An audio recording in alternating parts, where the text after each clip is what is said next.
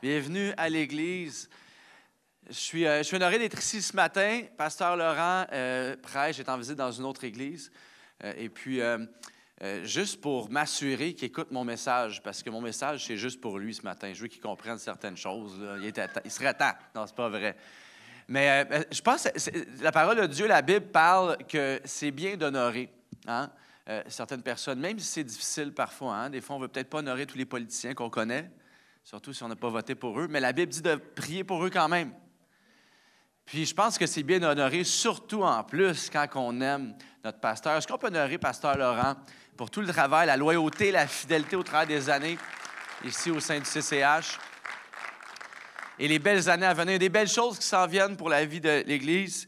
Et puis, si tu es ici ce matin en tant que visiteur ou ça fait simplement quelques fois que tu viens, bienvenue. Si tu es ici depuis plusieurs années, sache que tout ce que tu as fait dans ton implication, sache que tout ce que tu as semé n'est pas en vain. Il y a des vies qui sont transformées depuis longtemps et il y a des belles choses encore plus grandes qui s'en viennent. Je le crois dans le nom de Jésus. Amen. Amen. Hey, on va prendre quelques instants avant de commencer parce que le sujet dans lequel je vais entrer ce matin, ça, c'est pour moi qui ai planifié ça, mais tant qu'à avoir une chaise, je vais m'asseoir. Le sujet dans lequel je vais entrer ce matin, c'est un sujet qui est bien plus qu'un speech de motivation, qu'un discours de motivation. Le sujet dans lequel je vais entrer ce matin, si tu es quelqu'un qui va à l'Église depuis longtemps ou qui est chrétien depuis longtemps, ce n'est pas simplement de la rhétorique du par-cœur chrétien que je veux véhiculer ce matin. Le partage que je veux faire ce matin, c'est un message que je prêche à moi-même, premièrement. Et deuxièmement, c'est un message, selon moi, qui rentre vraiment dans la saison dans laquelle le CCH, le Centre chrétien héritage, est en ce moment. Hein? Je ne sais pas si vous avez remarqué, mais l'Église est dans une saison où est-ce qu'on croit qu'on va finir par le voir. Hein? Je me trompe-tu dans la façon dont je le dis? Et où, Pasteur Eric? OK, super. On finira par le voir. Amen. Et puis, je crois sincèrement que c'est quelque chose qui est pour la collectivité de l'Église, mais aussi pour ta vie personnelle à toi. Et je ne sais pas dans quel état que tu es venu ici ce matin. Peut-être que tu es venu à l'Église par habitude. Peut-être que pour toi, tu te donnes une dernière chance parce que d'aller à l'Église, peut-être ça ne fit plus avec toi, avec des choses que tu as vécues ou pas. Peut-être pour toi, tu te donnes une première chance parce que tu viens ici pour assister, tu te demandes c'est quoi, tu as été invité. Au-delà de tout ça, je crois sincèrement que le Dieu dont on parle ce matin est vivant, il existe. Que son Fils Jésus est mort sur la croix, a marché sur cette terre. Ce n'est pas simplement des fables ou une belle histoire. Ce n'est pas simplement un personnage historique qui a existé. C'est quelqu'un qui est venu pour transformer le cours de l'humanité. Et troisièmement, je crois fermement que le Saint-Esprit est vivant et puissant et il agit non seulement en parole lorsqu'on parle, mais ici ce matin dans les sièges. Tu es peut-être entré ici avec des blessures, des déceptions. Je crois dans le Dieu de guérison. Peut-être que tu es venu ici avec un âme accablée, lourd, écrasé. Dieu veut agir dans ta vie ce matin. Tu es venu à la bonne place. Tout ce que tu as à faire, c'est recevoir ce matin de sa part. Amen. Amen. Entrons dans la parole de Dieu, dans la Bible. On l'a ici à l'écran. Si tu l'as avec toi physiquement, je t'invite à ouvrir la Bible parce que c'est un peu plus personnel si c'est dans tes mains, que ce soit sur ton téléphone ou en papier. Mais dans Galates, au chapitre 2, verset 20, ça dit ceci. « Je vis, mais ce n'est plus moi qui vis, c'est le Christ qui vit en moi. » Amen. Maintenant, ma vie humaine, je la vis en croyant au Fils de Dieu qui m'a aimé et qui a donné sa vie pour moi. C'est important ici parce que dans le passage que je viens de lire, il y a comme une séparation en plein milieu de la citation qui avec un mot qui dit « maintenant ». Il y a un avant et un après. C'est pour mettre une emphase sur le fait qu'avant d'avoir Christ, avant d'avoir Jésus, avant d'avoir Dieu dans ma vie, ce n'est pas simplement que maintenant ma vie est bonifiée, c'est qu'avant, je n'avais rien et je n'étais rien. C'est de réaliser que sans Dieu, je ne suis rien, mais qu'avec Dieu, je suis tout, je suis complet, je suis affranchi, je peux marcher dans la vie, même si la souffrance vient vers moi, je peux marcher avec un sourire sur les lèvres, sachant que mon Dieu ne m'abandonnera jamais. Sachant que son Saint-Esprit qui vit en moi agit pour me transformer à l'image de Dieu. Amen. Et les femmes disent Amen pour vos maris ce matin. On peut vivre dans ce monde qui peut sembler sans espoir, parfois avec une fermeté, une assurance, une certitude que l'espoir est vivant et son nom est Jésus. Amen. Merci pour les 4 personnes qui ont dit Amen. Amen. Le titre du message ce matin est « Retour à la réalité ». Je sais pour certains, dans ton cerveau, non, c'est « Retour vers le futur ». Là, c'est « Retour à la réalité » ce matin. Retour à la réalité. On prie ensemble. Seigneur Jésus, je te prie pour ces prochains instants, pour moi, pour chaque personne ici, que ton esprit parle, que ta parole de Dieu puisse prendre vie plus que jamais dans nos cœurs, dans nos âmes, dans nos pensées. Viens renouveler notre intelligence, viens aligner nos cœurs avec le tien et qu'au-delà de tout ça, que ton nom puisse être élevé et glorifié. Et l'Église dit Amen. Amen. Est-ce qu'on peut faire du bruit pour Jésus ce matin? Si tu y crois, si tu l'aimes, tu le sais qu'il t'aime avant tout. Amen. Maintenant, je vais parler à ceux qui sont un peu plus vieux comme moi. Moi, j'ai 39 ans, je vais avoir 40 ans bientôt. La crise de la quarantaine arrive très bientôt. Je n'ai pas une Corvette, mais j'ai une vieille Buick toute rouillée. C'est assez proche. Et puis, si tu es un peu de mon époque, les plus jeunes, peut-être que vous l'avez vu, parce que c'est quand même légendaire comme film, mais qui a déjà vu le film La Matrice? Hein? Avec le gars, tu te dis, wow, il doit avoir tout un héros parce qu'il passe son temps comme ça. La Matrice, c'est un film assez particulier. Un film même film d'action, mais très philosophique sur la vie.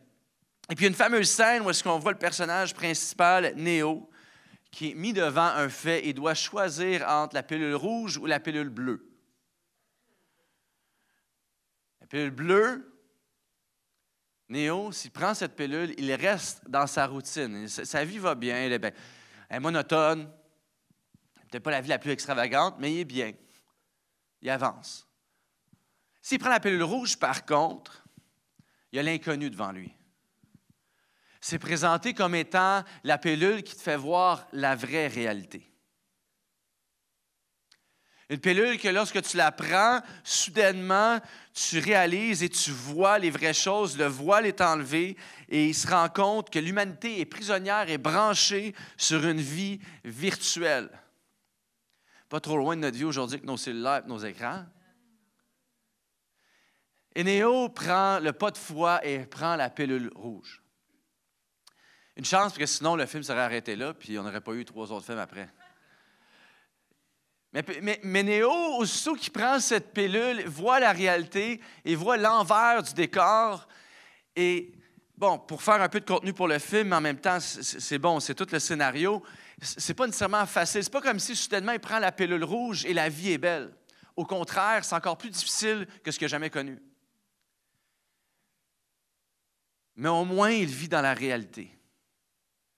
Et il entre dans sa destinée et devient, bon, le sauveur de l'humanité pratiquement.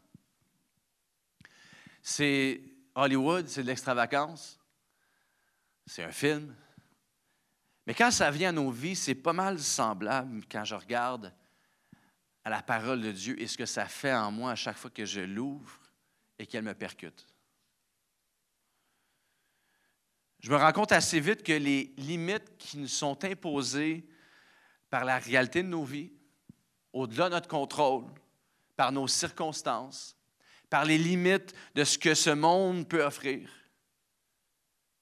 je me rends compte que c'est rien face au Dieu que je connais aujourd'hui.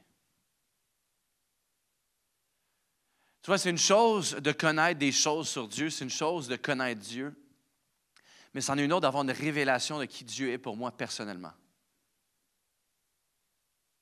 Et le jour que j'apprends à connaître qui Dieu est pour moi, qui son Fils Jésus est pour moi, au-delà des mots sur une page, je me rends compte assez vite que c'est assez incroyable qu'il a simplement fallu une personne pour déranger le cours de l'humanité en entier. Une personne. Pour changer le cours de l'histoire de l'humanité, pour changer le cours du fonctionnement de l'humanité jusqu'au point de changer le cours de l'après-vie, si on pourrait dire, de ce qui se passe après la mort. Changer le cours de la réalité de notre corps, de maladie et de notre corps qui, bon, j'allais dire, là, c'est t'en as parlé, c'est correct que je m'entraîne, mais le corps qui engraisse tout seul, coudonc, je ne sais pas pourquoi, à partir de 30 ans. C'est une seule personne pour changer le cours en entier de l'humanité qui est pris dans les confins d'une boîte hors de notre contrôle. Parce qu'on peut bien vivre dans un monde où est-ce qu'aujourd'hui, on peut accomplir des belles choses, on peut faire des belles choses, mais on est toujours pris dans certaines limites. Et ce Fils de Dieu, Jésus, vient ici sur terre, une seule personne, pour changer le cours de l'histoire. Et bien au-delà que de changer le fonctionnement d'un calendrier sur lequel on se base, ce Fils de Dieu est présent ici aujourd'hui. Et avec toute son intention, lorsqu'on lit la Bible, les Écritures, n'est pas simplement venu pour sauver le monde, mais est venu pour sauver moi personnellement et toi personnellement. Dans les limites de la réalité dans laquelle tu vis en ce moment. Et ce Jésus est présent ici, aujourd'hui avec toi.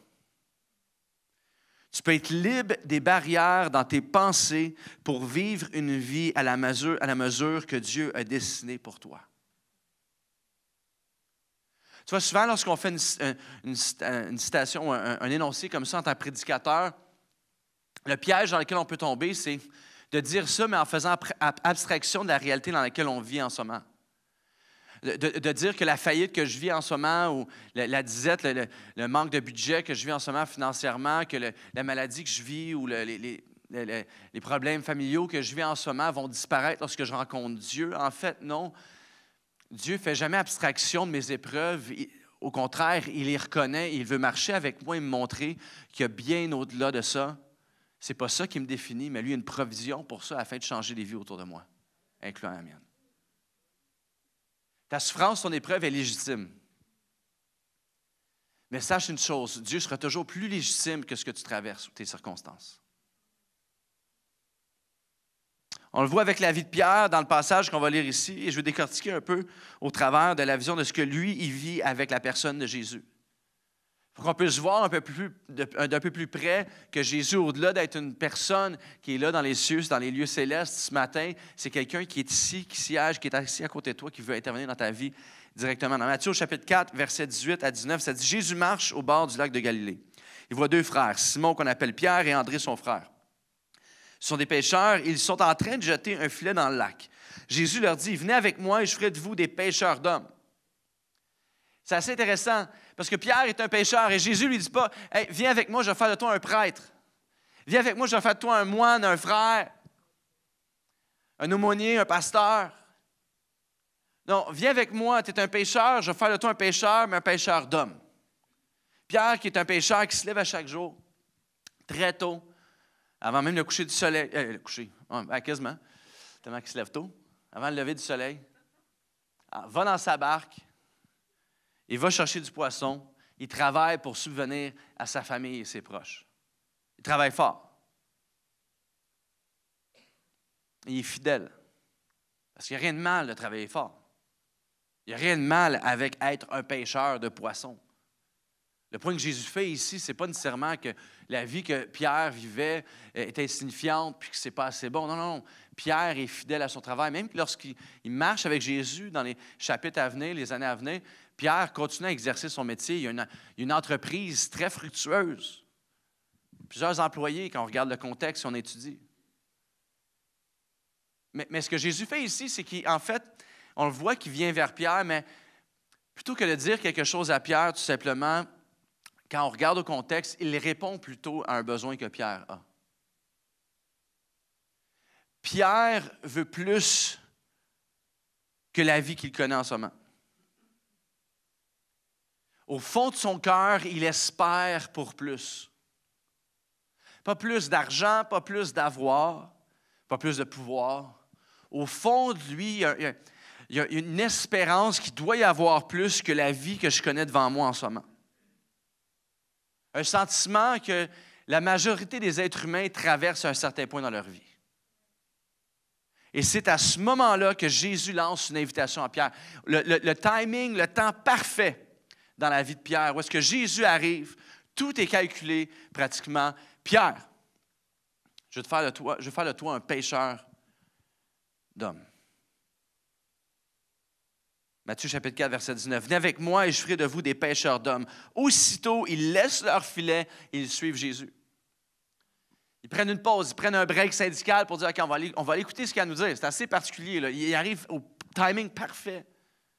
Il serait venu 4 semaines avant, je n'aurais peut-être pas répondu, mais là, ça frappe à mon cœur. Pierre était prêt. Il y avait quelque chose en lui qui criait, qui disait, il me semble qu'il y a plus à la vie dont je vis en ce moment. Il me semble qu'il y a plus que ce que je vois devant moi.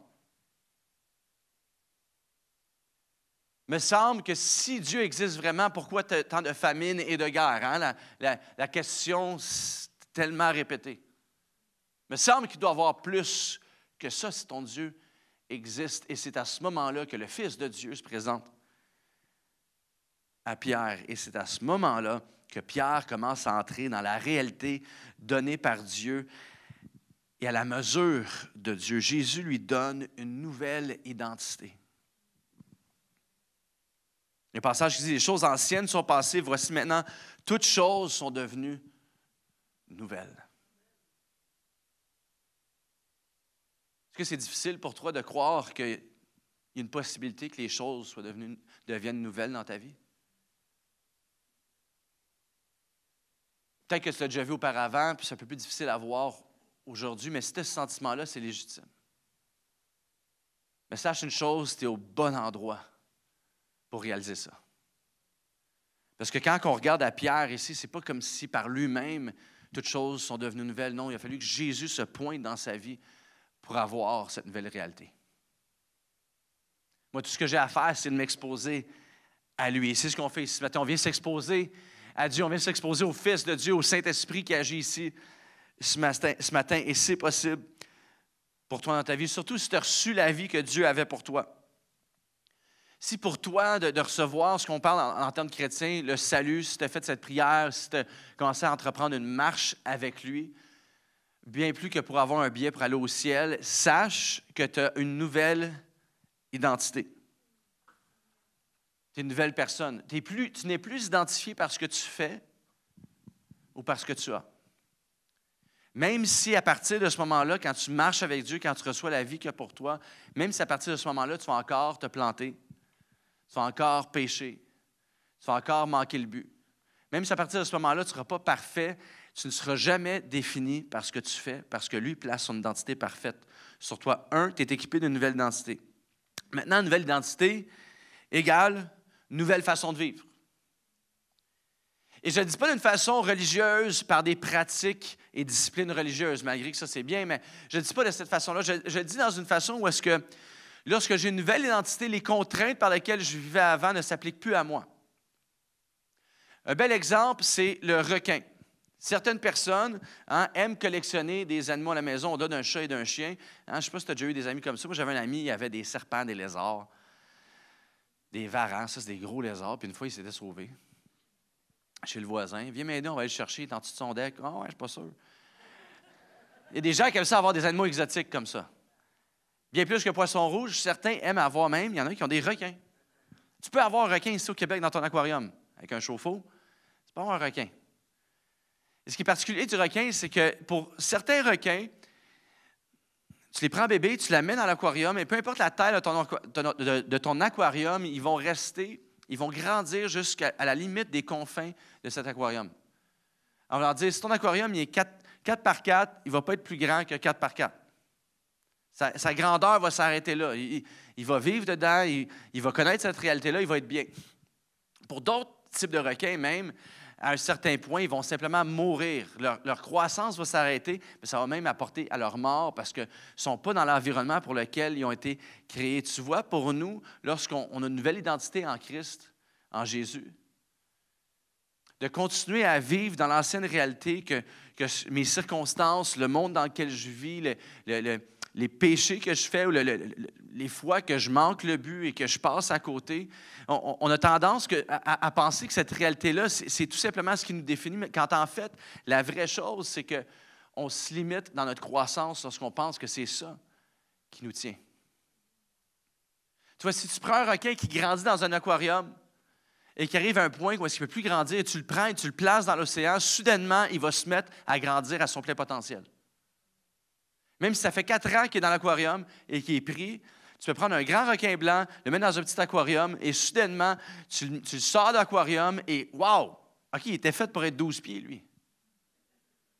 dirais peut-être pas à la plage, mais il était fait pour grandir.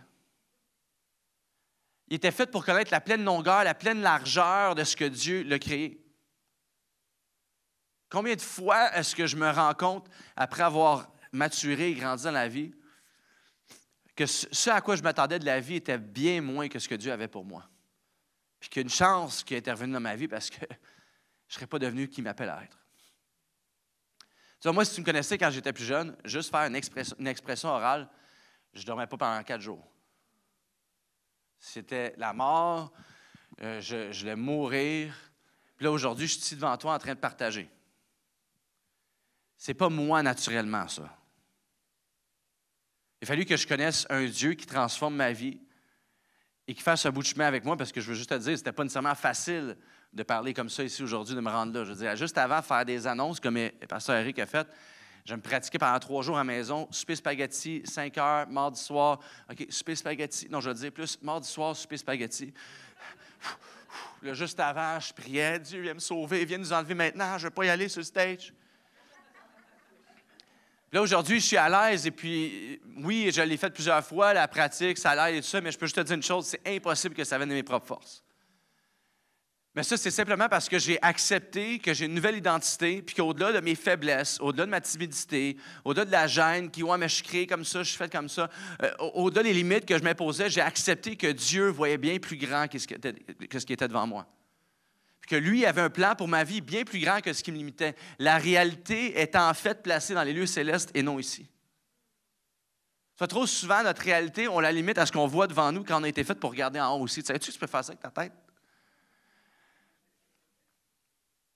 On peut regarder le beau ciel qui est au-dessus de nous parfois et réaliser que ce qu'on voit devant nous, ce n'est pas simplement ce qui existe. Qu'en fait, ce qui est devant moi, souvent, c'est ce que je peux contrôler. Mais lorsque je regarde au-dessus de moi et que c'est grandiose, c'est déjà regarder le ciel la nuit dans le nord en été, quand les étoiles filantes, tu réalises assez vite que ta réalité est assez petite comparée à celle-là. Que ça, c'est pas mal hors de ton contrôle. Et quand tu réalises qu'une autre réalité en haut et que cette réalité-là a décidé de venir ici dans la nôtre, tranquillement, tu vois, et tu as une révélation que les limites qui sont imposées ici peuvent être élargies. Tu as une nouvelle identité. Et pour toi, de sortir de cet aquarium ou de cette matrice, comme je parlais un peu plus tôt, c'est peut-être tout simplement de commencer par une routine que tu dois changer. Une routine qui est peut-être bien ou qui peut être mieux. Mais sortir de ta routine pour trouver l'inattendu. De dire que c'est peut-être, pour moi, c'est peut-être de dire, dans ma routine, je ne suis pas habitué de placer un moment où est-ce que je m'assois 5 minutes par jour pour simplement écouter et entendre la part de Dieu pour moi. Ou de lire le verset du jour sur mon téléphone. Pour découvrir l'inattendu en dehors de la routine que je suis habitué de vivre. Pour d'autres, peut-être que c'est un confort que tu dois laisser. Pour une liberté que tu dois découvrir. Peut-être que c'est un confort de dire « Hey, moi, je suis habitué à chaque matin, la semaine, je passe, je vais au Tim Hortons, je prends mon café. Merci, salut, bye. » Cette fois-ci, ça va être « Merci. » Oh, je sors de ma zone de confort, confortable. Comment ça va aujourd'hui? Puis commencer à avoir une relation avec la personne qui te sert à chaque jour pour peut-être voir qu'un jour, Dieu veut se servir de toi au travers des choses les plus banales. Tout en sortant de ma zone de confort, peut-être tu vas dire hey, « Moi, je suis gêné, je ne suis pas le genre de personne qui parle à un étranger. » Mais de sortir de la zone de confort pour découvrir une liberté. Peut-être pour toi, c'est même de t'impliquer ici à l'Église le dimanche. Il y a beaucoup de gens ici qui s'impliquent, les mêmes personnes à chaque semaine. Peut-être que tu es déjà impliqué dans une saison de ta vie. Mais je peux te dire une chose, lorsque tu t'impliques dans une organisation comme l'Église, ici, une fois par mois, à chaque semaine, aux 2 semaines, peu importe, à chaque fois, c'est difficile de sortir de son lit le matin de bonne heure pour venir installer des lutrins. C'est difficile de se lever le dimanche matin, quand j'ai passé une mauvaise semaine, d'aller à la porte, puis mettre un sourire, faire semblant que je suis content, puis dire « Bonjour, bienvenue à l'Église. » Mais lorsque je sors de ma zone de confort et que je rencontre l'inattendu, soudainement, je découvre une vie de liberté au-delà de ce que moi, je peux faire. Et tranquillement, je vois que Dieu a bien plus pour moi au-delà de mon quotidien. Pour d'autres, c'est un passé que tu dois quitter derrière. Un passé qui semblait être ton identité, avec ce que tu faisais avant ou ce que tu as subi. Pour un futur que tu dois découvrir. Tes cicatrices ne sont pas ton identité. Au contraire, tes cicatrices sont un témoignage d'une histoire pour changer la vie de quelqu'un d'autre. Matthieu chapitre 16, verset 18 dit ceci. Jésus lui dit ceci, « Tu es Pierre, et sur cette pierre, je construirai mon Église, et la puissance de la mort ne pourra rien contre elle. Je te donnerai les clés du royaume des cieux. » Wow, je ne sais pas si tu réalises ce que je viens de lire en ce moment, parce que c'est assez énorme. Jésus, il parle à un gars qui est un pécheur, un homme ordinaire. Quand on regarde au contexte, un gars qui se fâche à rien, qui est frustré souvent. Sûrement un gars qui, s'il avait une voiture, il coupe le monde sur la route. C'est pas un bon témoignage. Même si le petit poisson en arrière, t'es comme, tu devrais peut-être l'enlever. C'est pas le meilleur exemple. Puis Jésus, il dit à ce gars-là, c'est sur toi que je vais bâtir mon Église. Il n'est pas fort. Mais c'est incroyable parce que Jésus, ce qu'il fait ici, c'est qu'il agit dans la vie de Pierre, mais il fait un statement. Je ne sais pas comment on dit ça en français, là, un statement, un énoncé. Oui. Un point assez fort ici pour nous montrer la réalité par laquelle que tu vis habituellement, sur laquelle tu penses, je bâtirai mon Église, c'est aucunement la mienne. Dans mon monde, c'est différent. Moi, j'agis dans les choses qui semblent folles et faibles selon ce monde pour confondre le monde et les sages. Sur cette pierre, tu es Pierre, et sur toi, je bâtirai mon Église. Si tu veux réellement vivre, même si tu es chrétien depuis longtemps, tu dois prier ardemment pour que Dieu puisse te donner une révélation de ta nouvelle identité et de vivre dans cette nouvelle identité. Tellement conditionné à vivre, enchaîné par notre chair dans notre ancienne identité, qu'on ne réalise pas la liberté qu'on a aujourd'hui en tant qu'enfant de Dieu. Moi, un bel exemple que j'ai pour moi qui m'a frappé, qui m'a amené beaucoup à cette révélation-là avec Dieu, c'est que j'avais un chien auparavant, on ne l'a plus. Malheureusement, ça a été très difficile. On a déménagé dans un petit appartement, puis avoir un labrador brun qui doit prendre 8 marches par jour, puis qui court, puis qui jappe partout tout le temps, c'est pas idéal dans l'appartement. Mais je l'ai eu assez jeune. Il s'appelait Cooper. Et Cooper, bon, j'ai commencé à le dresser et tout ça, et je prenais des marches avec lui avec la laisse.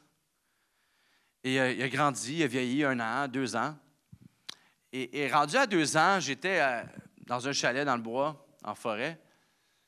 Et puis je me suis dit, bon, OK, c'est un peu plate de passer du temps sur le bord du lac et tout ça, tout le temps le garder en laisse. Il veut sûrement aller sauter dans l'eau, je vais lancer le bâton, ça va être le fun, il veut courir dans la forêt. Mais c'est un risque parce que c'est le genre de chien tannant qui va se sauver. Mais j'ai pris le risque.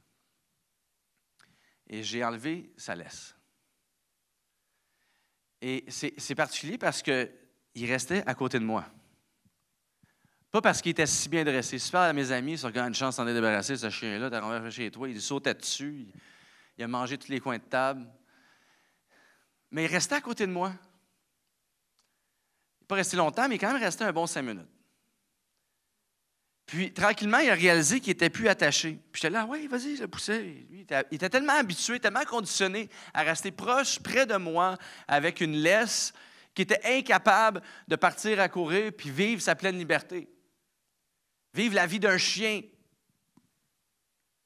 Mais là, soudainement, quand il a compris qu'il n'était plus attaché, je ne l'ai pas vu pendant 2h30. Elle là, avec la bouffe dans le pot, un Cooper, dans l'air d'un fou. Hein? Le gars qui cherche son chien, il n'est pas capable de le dresser comme il faut. Puis je me suis inquiété assez longtemps, jusqu'au moment où il est revenu bien peinard, bien tranquillement, puis s'est couché à côté de moi. Tu vois ce qui était beau, puis après ça, je n'avais pas de problème de le laisser aller, il revenait. Bon, je ne sais pas ce qu'il faisait chez les voisins. S'il y a plein de portées de chiens ailleurs à cause de ça. Mais ça a bien été. Puis, mais ce qui est incroyable, c'est que c'est à ce moment-là que j'ai réalisé, wow! C'était bien sa vie avant, mais il doit triper en ce moment. Il peut enfin courir, puis vivre la vie pour laquelle il a été créé. Et non seulement ça, il n'est pas revenu à moi parce qu'il savait que j'allais donner quelque chose, j'irais donner. Je n'ai jamais fait ça avec lui. Il est revenu à moi parce qu'il savait qu'il m'appartenait. Il savait c'était qui son maître. Est-ce que tu sais qui tu es? Est-ce que tu sais à qui tu appartiens? Parce que quand tu sais c'est qui ton Père céleste en haut, avec la toute-puissance qu'il a, avec l'amour qu'il a pour toi, peu importe ce que tu traverses, peu importe cette réalité dans laquelle tu embarques maintenant pour voir les choses telles qu'il t'a appelé à les voir, pour embarquer dans la réalité de la liberté, ou est-ce que ce n'est pas nécessairement facile tout le temps? Ou est-ce que tu connais des hauts et des bas quand même? Quand tu sais à qui t'appartiens, il n'y a rien qui peut t'arrêter. Quand tu sais à qui t'appartiens, tu peux passer par la vallée, mais tu réalises que ce n'est pas ça qui va te retenir. C'est simplement un passage, c'est simplement une saison. Je ne suis plus enchaîné à mon passé. Deuxième point, inspiré du Saint-Esprit. On termine bientôt. Je vais inviter Candy à avancer s'il est présent. Oui, tu es là. Okay. Si tu peux jouer un peu alors qu'on termine. Près de 3 ans plus tard, Jésus a une conversation avec ses disciples. Puis il veut juste vérifier s'ils savent vraiment dans quoi ils sont embarqués. Hein, s'ils ont juste simplement suivi Jésus parce qu'il n'y avait rien à faire, ou parce qu'il disait des belles paroles, c'est positif, ou s'ils réalisaient vraiment que c'était le Fils de Dieu. Puis Jésus prend un temps avec eux, Matthieu chapitre 16, verset 13, dit, Jésus arrive dans la région de Césarée de Philippe, il demande à ses disciples, pour les gens, qui est le Fils de l'homme? Ils lui répondent, les uns disent que tu es Jean-Baptiste, d'autres disent que tu es Élie, d'autres encore disent que tu es Jérémie ou l'un des autres prophètes. Jésus leur dit, mais vous, qu'est-ce que vous dites? Qui suis-je? Simon-Pierre lui répond, tu es le Messie, le Fils du Dieu vivant. Alors Jésus lui dit, Simon, fils de Jean, tu es heureux. En effet, ce n'est pas une personne humaine qui t'a fait connaître ça, mais c'est mon Père qui est dans les cieux. Tu vois, ce que Jésus est en train de faire ici, il est en train d'établir le fait qu'il n'est pas venu pour établir nécessairement une religion, mais une relation où est-ce que ce que je sais de Dieu, c'est parce que je l'ai expérimenté avec lui, pas parce que quelqu'un me l'a dit ou je l'ai lu à quelque part. Que ce que je lis à quelque part, ou ce que j'entends par un homme comme moi ce matin, c'est simplement là pour m'équiper et pour confirmer ce que lui veut faire dans ma vie ou a fait dans ma vie. Que lui veut agir dans ma vie au-delà d'une connaissance, mais que ça vient de m'affranchir dans mon cœur. Ça vient de me transformer. Et soudainement, quand Jésus il dit « Hey Pierre, tu as tout compris », ce qu'il est en train de dire, c'est que Pierre a découvert une réalité inspirée par le Saint-Esprit. Tu vois, le Saint-Esprit, ce n'est pas simplement une phrase qu'on connaît dans notre histoire du Québec, au nom du Père, du Fils et du Saint-Esprit. Le Saint-Esprit, c'est une personne vivante qui prend place en toi lorsque tu deviens un enfant de Dieu dans ta nouvelle identité. La seule façon que tu peux entrer dans cette nouvelle réalité, c'est lorsque tu réalises que tu es animé par l'Esprit de Dieu et que tu peux marcher par l'Esprit de Dieu. Tu vois, dans Zacharie, ça dit, ce n'est pas par le courage ni par la violence que tu agiras, mais c'est par mon esprit. Souvent, lorsqu'on ne connaît pas vraiment Dieu, on peut considérer Dieu comme étant simplement une béquille pour des gens faibles. Quand en fait, on est tous faibles. Même les plus grands accomplissements que l'homme peut faire n'est rien à comparer à ce que Dieu a déjà fait. Regarde autour de toi. N'est rien à comparer à ce que Dieu peut faire dans ma vie, au travers de ma vie. Si tu veux vraiment entrer dans cette dimension où est-ce que tu vois cette nouvelle réalité au-delà de tes circonstances autour de toi, au-delà de la prière que tu pries depuis 20 ans, puis tu dis, j'ai la foi que Dieu va transformer mon fils, ma fille, mon conjoint, ma conjointe, ma vie, puis que je ne vois pas le fruit au-delà de cette longue et ardueuse attente de réaliser qu'au-delà de mes forces, au-delà de mes faibles mots, il y a un esprit de Dieu qui agit en moi pour m'aider à voir que ce n'est pas à propos de ce que moi je peux faire, mais de ce que lui peut faire. Et quand tu réalises ce que lui peut faire, ta réalité, elle change complètement. Soudainement, le cancer, même si tu ne connais pas la guérison que tu vas avoir, le cancer, tu sais que ce n'est pas la fin. Que Dieu veut agir au travers de ça et que Dieu a de l'espoir pour toi bien après ça. Luc chapitre 11, verset 13, et je termine avec ceci, ça dit, « Alors ceci est encore plus sûr, le Père qui est au ciel donnera l'Esprit Saint à ceux qui lui demandent. » Je vais terminer avec un dernier point, puis on va se lever ensemble. J'invite à te lever avec moi, on va terminer en prière. Tu es ici ce matin et le Saint-Esprit, c'est pas c'est pas vie courante pour toi, c'est pas monnaie courante pour toi. Tu n'es pas nécessairement habitué de prier à Dieu, de dire « Hey, Dieu, anime-moi de ton esprit. Je veux marcher par ton esprit ce matin alors que je vais au travail. Je veux penser par ton esprit, pas par ma chair, pas par mes incapacités, pas par mes frustrations, mes déceptions. Je veux marcher par ton esprit. » Pour, troisièmement, dernier point, avoir une nouvelle vision.